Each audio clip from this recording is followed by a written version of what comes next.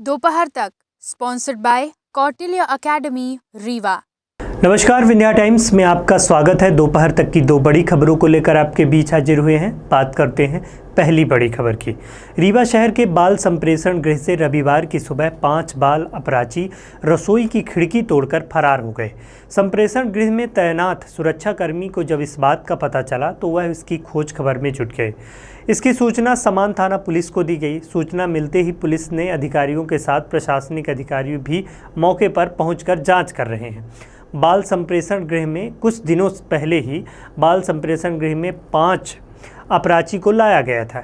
इन पर विभिन्न धाराओं के तहत कार्रवाई की गई थी। रविवार की जो सुबह की यह घटना हुई कि दोपहर यह संप्रेषण गृह के साथ साथ इनको देखा गया था। इस दौरान सुरक्षाकर्मी की भी ड्यूटी तैनात पर लगी हुई थी। शाम के समय सभी को खाना और नाश्ता दिया गया। सभी को सोने के लिए उनके कमरे में भेजा गया।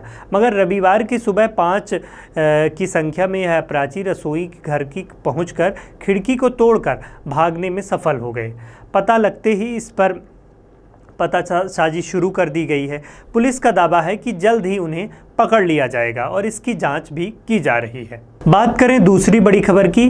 दूसरी बड़ी खबर चंबल अंचल से है, जहां पर आई बाढ़ से सैकड़ों गांव तबाह हो गए हैं। केंद्रीय मंत्री ज्योतिरादित्य सिंधिया ने बाढ़ प्रभावित इलाकों का हवाई दौरा किया है। केंद्रीय मंत्री ज्योतिरादित्य सिंधिया ने कहा है कि हर साल अंचल के लोगों के लिए बाढ़ एक बड़ा आपदा बनकर आती है और खतरा बनती है। ज्योतिरादित्य सिंधिया ने कहा कि जल्द से जल्द इस समस्या का अब समाधान करने के लिए सरकार से लेकर प्रधानमंत्री नरेंद्र मोदी से हम लोग चर्चा कर रहे हैं।